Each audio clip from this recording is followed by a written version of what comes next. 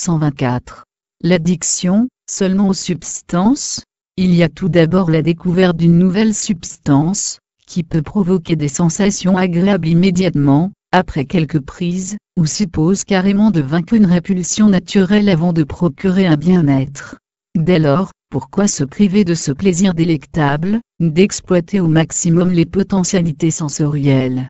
L'expérience se renouvelle de plus en plus fréquemment, et c'est ainsi qu'apparaît, s'installe et perdure le phénomène d'addiction. Considérons une personne dépendante de cette accoutumance qui, par souci de santé, ou simplement désireuse d'abolir l'emprise, décide d'arrêter la substance concernée. Elle engage pour cela un travail progressif de désaccoutumance.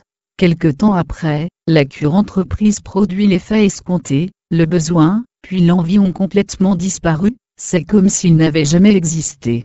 Peut-il en être ainsi pour notre perception personnelle, notre relation aux autres?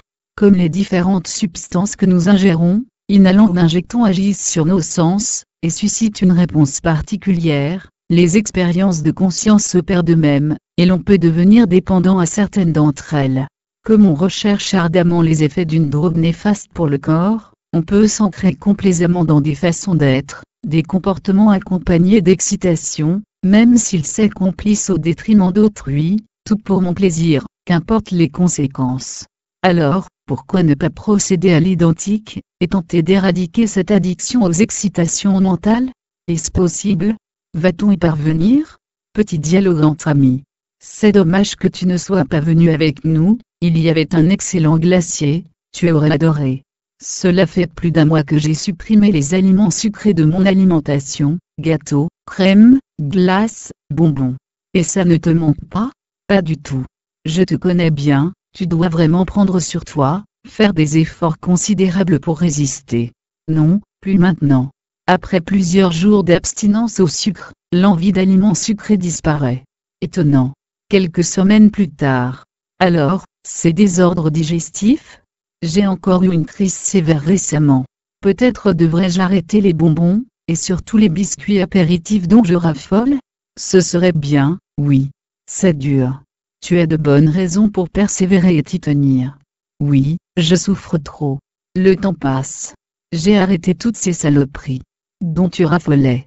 Dont je raffolais, effectivement. Et ça va beaucoup mieux. Plus d'envie en perspective? Non, je m'étonne moi-même. Finalement, tu vois, rien ne remplace l'expérience personnelle. Je confirme. Le sevrage des comportements psychologiques déviants, du respect de soi-même et des autres participe d'une forme de sobriété mentale.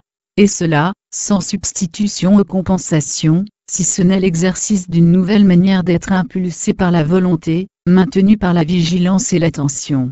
Une fois l'emprise disparue, le changement de niveau de conscience maintient le cap sans regret.